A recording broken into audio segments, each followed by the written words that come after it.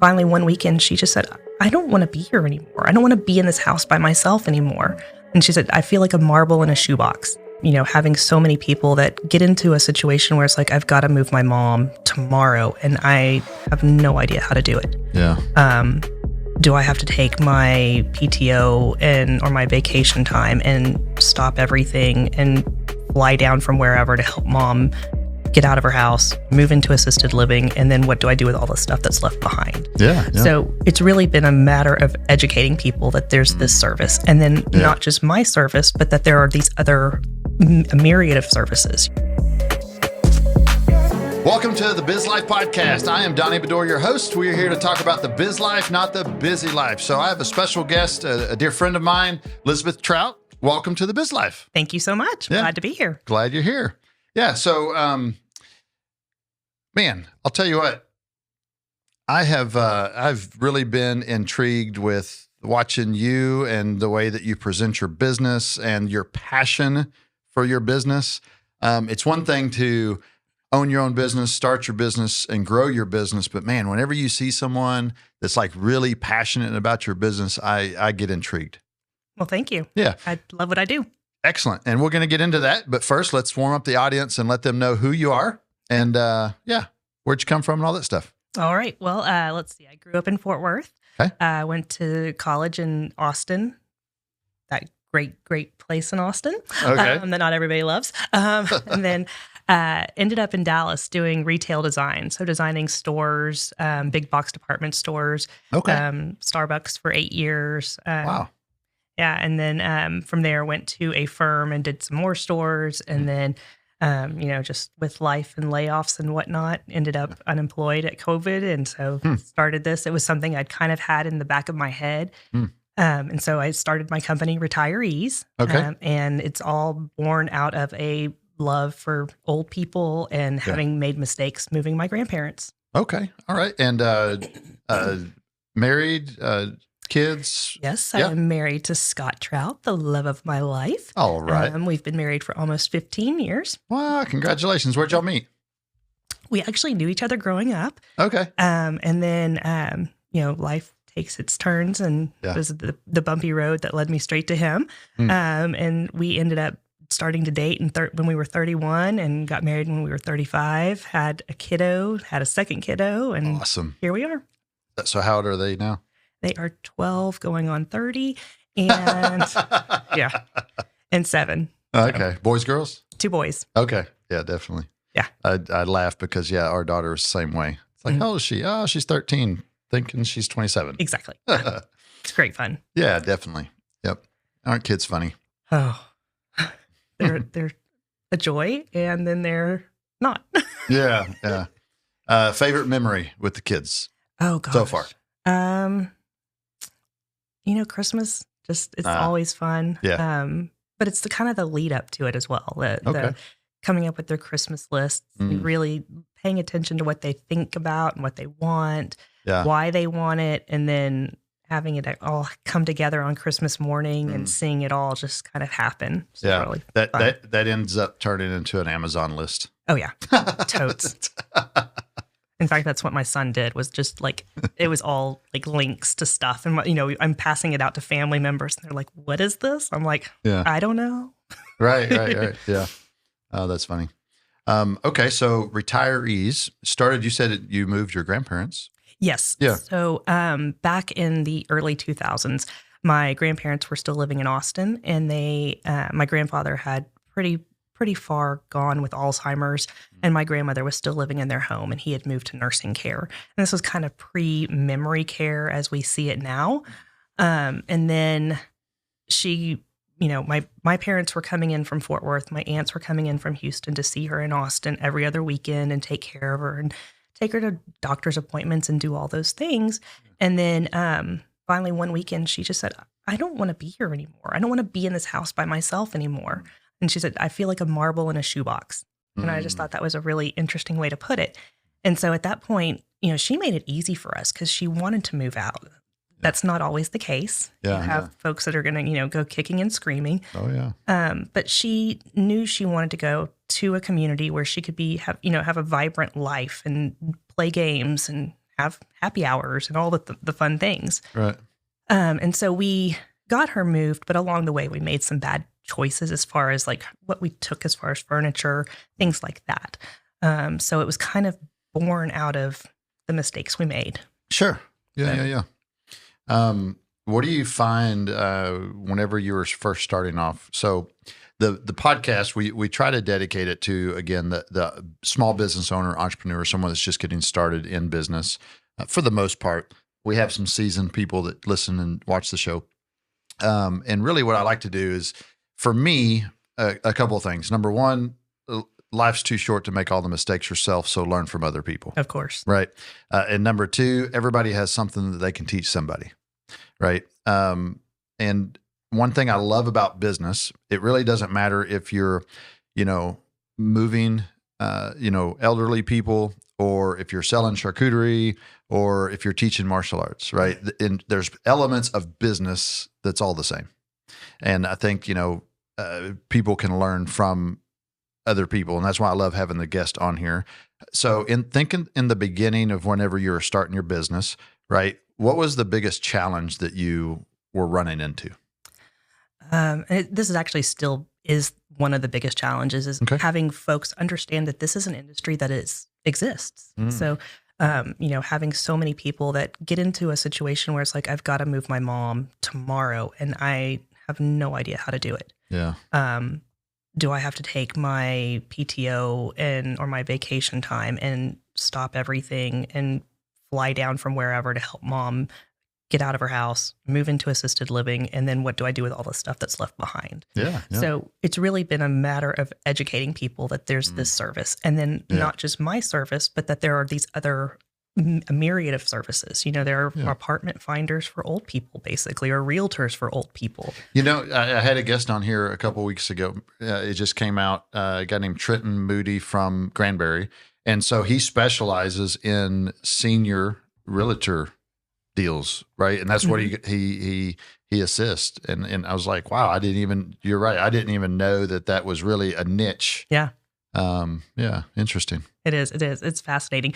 Yeah. And that's one of the things I've loved about, my transition from being in an architecture firm and a design firm to something like this. It's been it's a much kinder and more loving and gentle environment because you have people that if I don't know someone, if I can't do it, I probably know someone who can. Yeah. And there's that warm handoff. And so, maybe you're past the point where you need my services, but I need an estate sale person. Well, I've got the perfect person. Yeah. Let me get you connected to that person. Right. So they always say, I know a guy. Exactly. So you know a guy. Yeah. Or a gal. Exactly. I know someone. Yeah, for sure. And that's good to have someone like you in your back pocket for, whenever mom and dad or, aunt and uncle, whoever is getting to that point where they needed some assistance to get them from A to B. One thing I was listening to Monica from our networking meeting this morning, and I remember her talking about her grandmother, I think her mom. And it really opened my eyes because, whenever we move our parents, right, if we do, or we do that ourselves without someone, and then we're making those decisions on what to throw away, what to keep, and all that stuff. And it can really put some stress in a relationship, right? Absolutely. Yeah. Tell me about that and how that all works. Well, it's, so I'm a member of an organization and we have a code of ethics, and we pride on ourselves on being an advocate for the person in transition. So the person in transition is going to be your senior. Right. And so really letting them drive it, even if, kiddo is paying for my services, the person that's in transition is really the one that needs to be driving the bus and making the decisions. And so, they might have had conversations before I got there about, mom, you should take this bed and not this bed. Well, which bed is mom comfortable in? If it's the one that's been in the guest bedroom for 15 years? No. She's probably more comfortable in the one she slept with your dad. It's like helping to kind of get those conversations going and helping everything, ideally stay positive, not hurting people's feelings, but understanding the rationale. And then you've got, sorting the stuff, who gets what, putting names on everything. So Yeah. that gets a little tricky too. Yeah, I could see that. I could definitely see where this service would be a huge benefit. I mean, because you think about it, there's a reason why, said mom, dad, whoever, senior needs to move, right? What are some things, just the top list that you see on why that transition has to happen? More often than not, it's a health related situation. Right.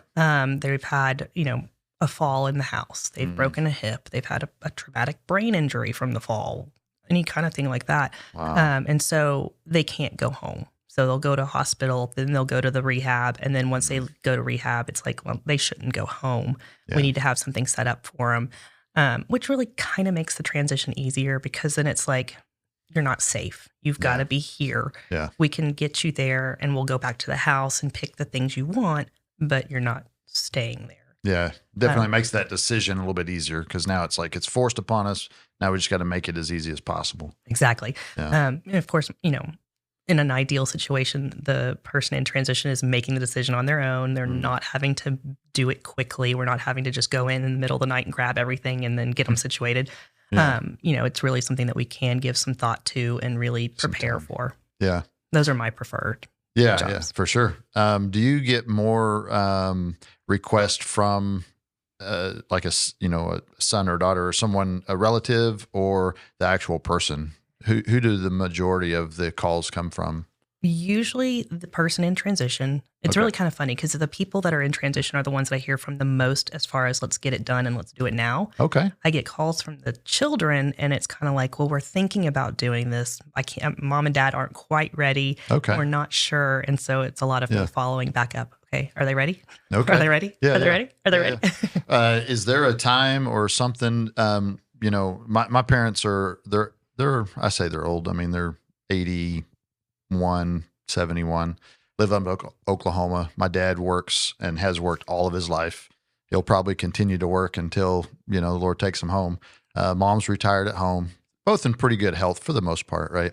Is there a time that, or some triggers that's like, hey, you should really start thinking about getting some assistance, for your parents or whatever? Is there something there that we can think about? You can always make the house safer if they want to stay there for as long as they possibly can. Yeah. You've got people that will go in and do things for aging in place. And so that's going to be putting, grab bars in the bathroom and in the shower so that they've got the ability to grab something in case they're going to fall. Yeah. Really mitigating any kind of issue where you might have a trip hazard, area rugs on top of carpet. Oh, kill me now. Just don't do it. Is that an assessment that you offer as well too? I don't. I mean, I can do it kind of with a cursory look. Yeah. But there are people that do that just very specifically. Sure. Okay. Yeah. Interesting. So getting the word out there, right? Biggest challenge. What was something that really surprised you that you didn't realize before you started about this business? How hard it would be to get the story out. Oh, yeah. Yeah. Okay. I kind of expected it to just be like, oh, everybody knows about this. Let's do it. It's been a long, hard road of educating folks. I mean, even people who are focused on senior care don't know that this is a specialty, that there are senior move managers out there that can help them and help their clients with this. Yeah. So as soon as they learn about it, then it's like, oh, I get it. This is amazing. Let's, get you on every single project we have. But, right. Yeah. For sure. Where do you get most of your leads from? They come from realtors a lot. Okay. And then there's also, like I mentioned, the senior placement specialists or the apartment finders for old people. Okay. Yeah. They're really an amazing group because they also have their own professional organization and their codes of ethics and things and licensing. But their real focus is to get to know the person in transition, understand their likes, their dislikes. Do they need to be close to a family member? Do they have a church family that they want to be close to? What is their financial situation? What are hobbies that they like to do? And then they help find the right community based on that information. Yeah. And then they are able to take them on tours and show them the communities. And oftentimes, if it's a community that they've developed a relationship with, then they can usually negotiate some pricing for the client. Mm-hmm. And what's beautiful about that is that the person in transition is not paying for that service. They are actually paid. The placement specialist is paid by the community. Oh, So, okay. yeah, because the communities want to all have all their rooms filled. You Yeah, know? of course. Yeah, and so Yeah. if they can help, if the specialist can help them get a bed filled, Yeah. then they get paid for that. Yeah, for sure. What is something else that we need that we should know about this industry, this service that you provide? I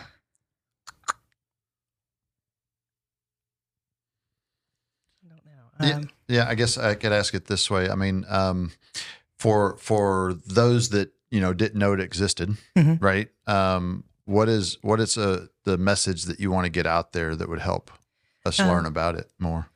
It can be fully turnkey as far as the services that are provided. Yeah. And I don't think I laid that out very well in the beginning, but No, let's do it. Yeah. yeah. So in an ideal situation, you have a client who has, let's say they're making the decision. It's all on them. They want to do this. They've decided, okay, owning a home is too much trouble. I don't like keeping up with the lawn.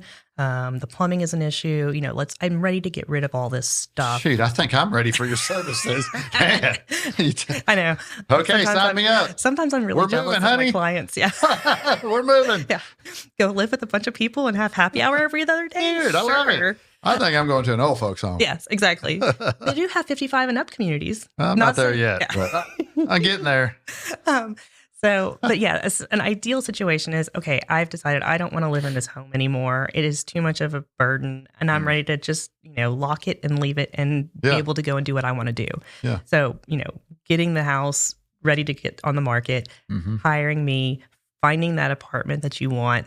And it could be a little garden home. It could be a villa on a property.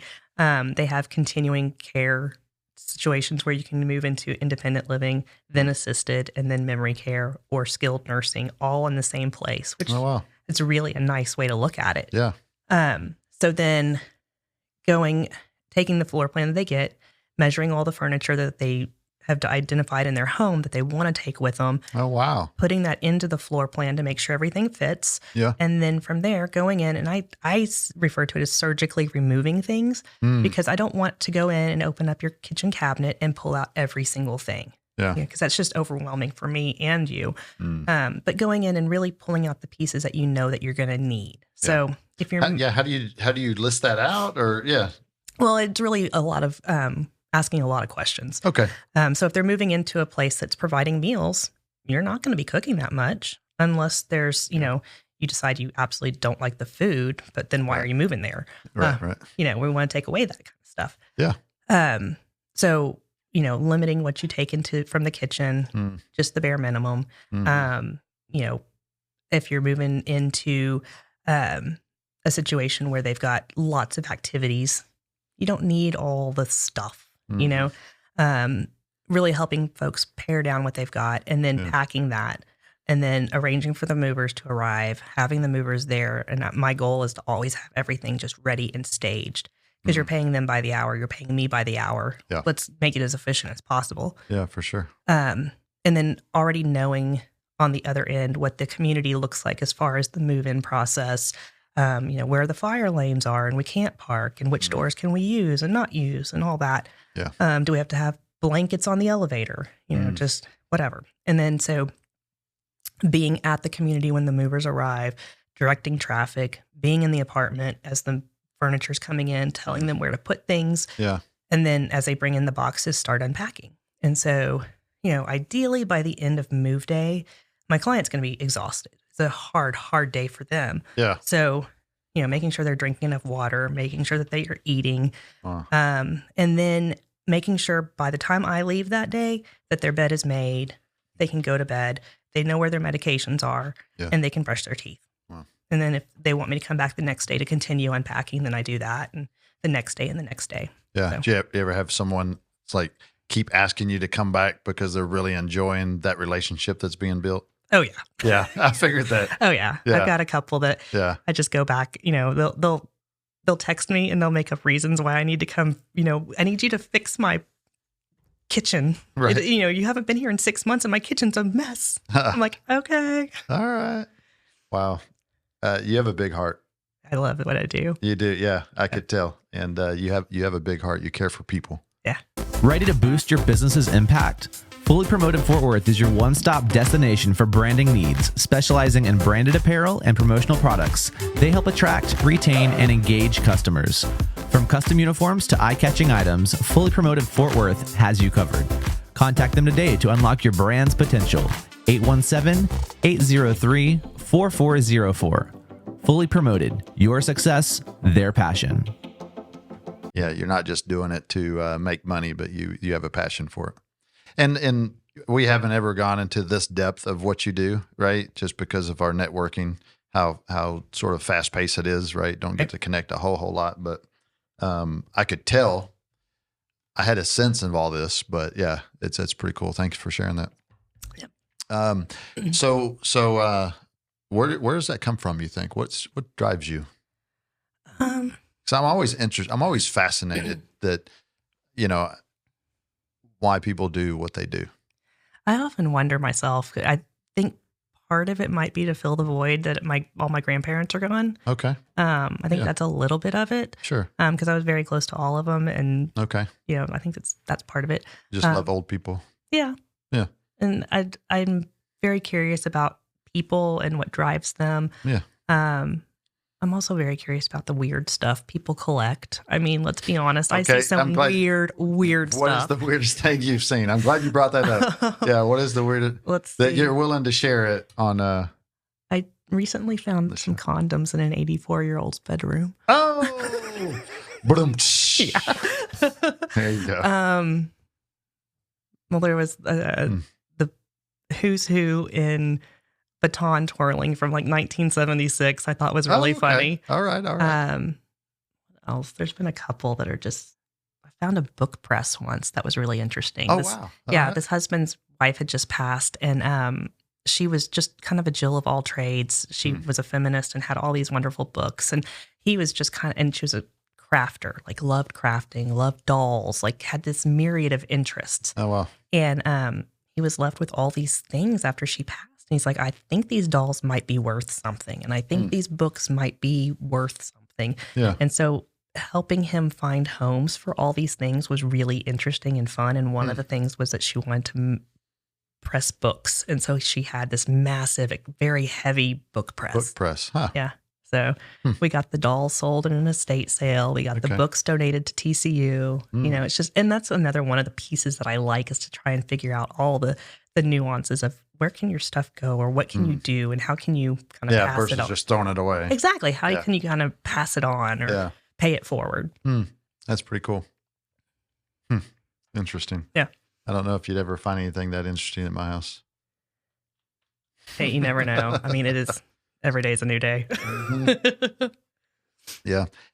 Typical start to finish on a job, what does it usually take you?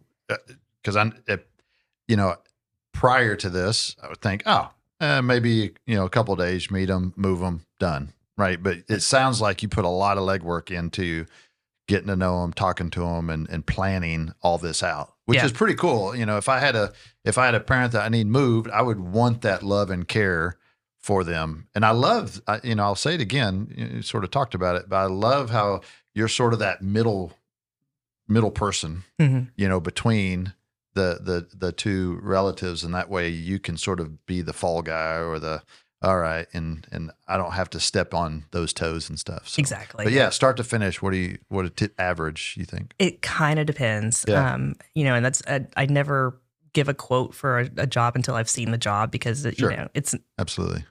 If I haven't seen your house, I don't know what's in your cupboards. I could be walking into a nightmare. Yeah. But I mean, I've done them as quick as 3 days. Yeah.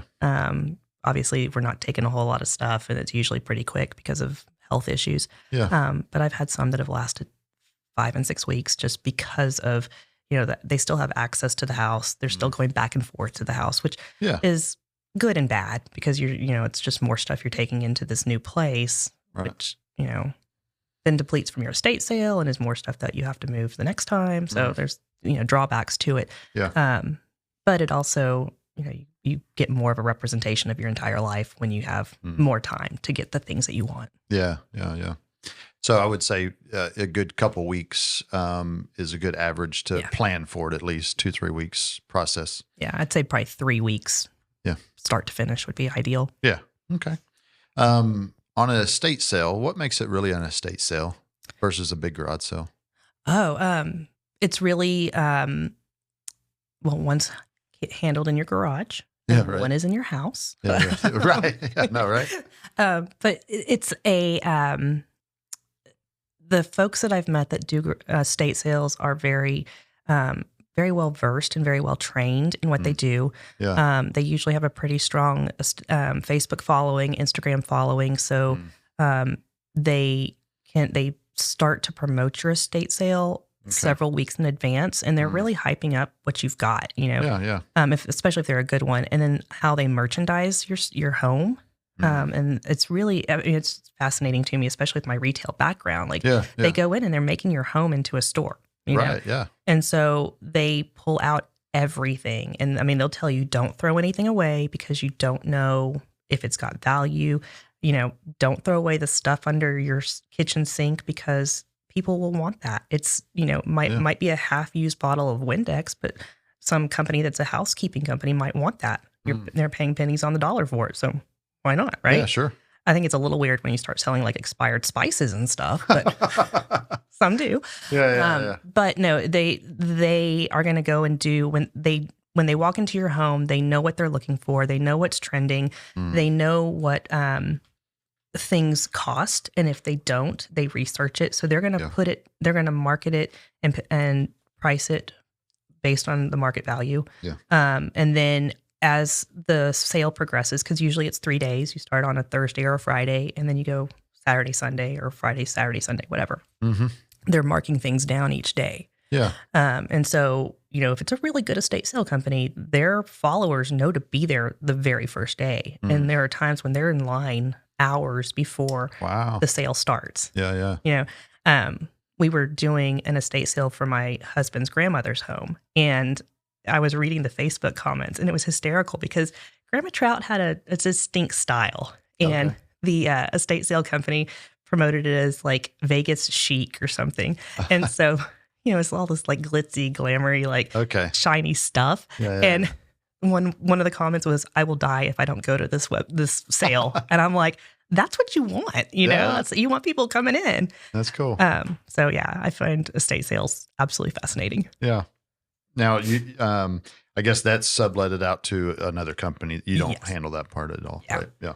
Have no interest to do that. I don't want to do the real estate transaction. I don't want to do the estate sale. Yeah, for sure. Well, what else do you have going on besides I don't know if I realized that you were a teacher or not until we talked. Maybe I did, and it just didn't click. I don't know. Well, it's one of those things that's kind of funny. I forget that I do it sometimes. And I don't even think of it as like a job. It's like it's a fun place to go hang out. So I'm an adjunct professor at TCU. Okay. It's always been in the interior design department. Yeah. And so I actually started the spring of COVID, which was, a little bit baptism by fire because I'm having to learn how to teach virtually and learn how to teach. Right. And that particular semester was all non-majors, not interior design majors. Okay. And so then it's just kind of morphed. I've done a couple of studios, which if you're like a science person, it would be a lab. Okay. Where you're going in and doing experiments, but in this case, you're drawing. Okay. I've done several lectures, and so the one that I will do this spring is interior components, and it's just a very rudimentary explanation of all the different materials that would go into an interior finish out. So carpet, paint, acoustics, what those are made out of, how you use them, when you use them, who installs them, that kind of thing. Okay. So. All right. Yeah, interesting. I didn't realize that. So yeah, that's pretty cool. I love it. It's so fun. Yeah. And I what I love about it is that not all the professors have real world experience. Like they're obviously book smart, but they haven't actually practiced interiors. And so I'm bringing to them stories and real life examples of how something performed or why you would do this or when something failed and what we could have done if we had thought about it. So. Right. Yeah. Very cool. Coolest job that you've ever done? Ooh. I will not complain about the Bloomingdale's in Honolulu, Hawaii that I got to be a part of. I would not either, really. And that was pretty fun. Yeah. Okay. So, Bloomingdale's, which is the parent company, is Macy's. Yeah. But they have their headquarters in New York. And so we'd have to fly up periodically for meetings with the merchants. And then the staff in Dallas was doing all the design work behind the scenes. And then we built it. And I had to go out and do a punch list. And Wow. that was pretty awesome. That is cool. Yeah. So it was like a Macy's store? It was a Bloomingdale's Bloomingdale store? Yeah. Okay. Yeah. Big retail. Was it like at a mall or something like that, or standalone? It was in a mall. There's it's called the Ala Moana Center in Honolulu, and it's at the time, I don't know if it's still the truth, but it was the world's largest open air mall. Okay. Yeah. That's pretty cool. Yeah. Yeah, I love Hawaii. Was that your first time to go? It was. Yeah. Yeah. Do you travel much? Kinda. We do a lot of road trips. Okay. We like to go to Ruidoso, New Mexico, a lot. Okay. That's kind of I don't know if I've ever been there. pretty amazing. Yeah. Yeah.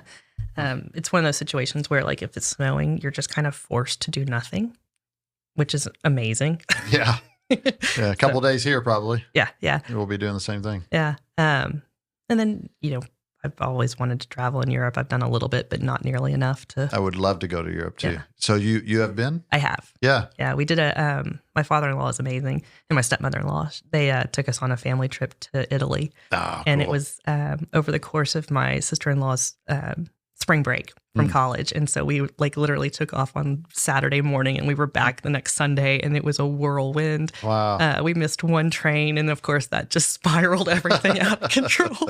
And it was Holy Week, so Italy was nuts with the Vatican and people doing the pilgrimage and stuff. And so missing that one train, just literally everything was thrown off. Wow. Fortunately, it was very late in the week. Yeah. Well, that's cool. Where's the crazy or the your favorite place that you've ever gone that you'd go back today?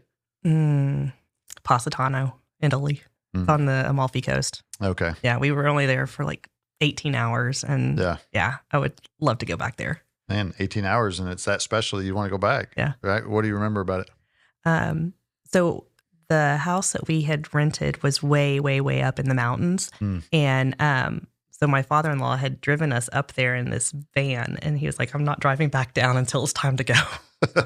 And so they had a bus system, and we got on the bus, and the guy driving the bus literally had one hand on the steering wheel and one hand on the back of the chair, and they were like hairpin turns, and he's just turning the wheel.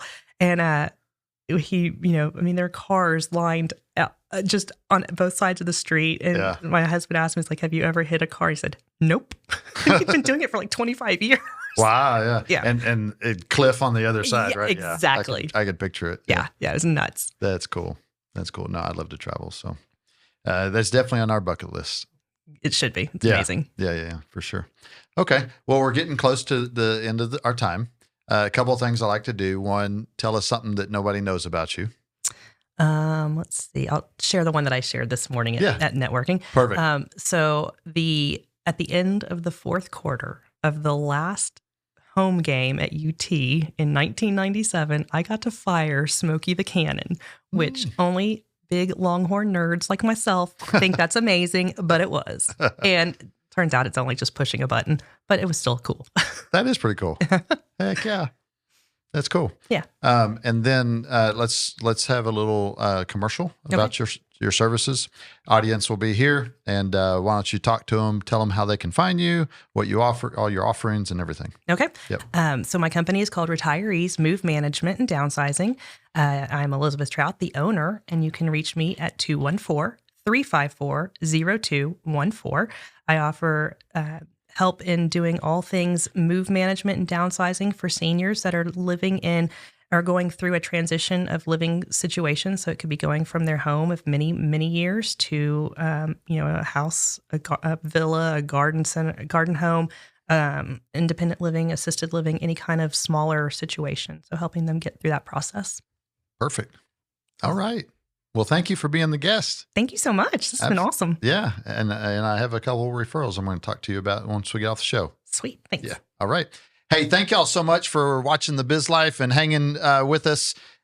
please like, subscribe, share out. It really does help the channel grow and continue to,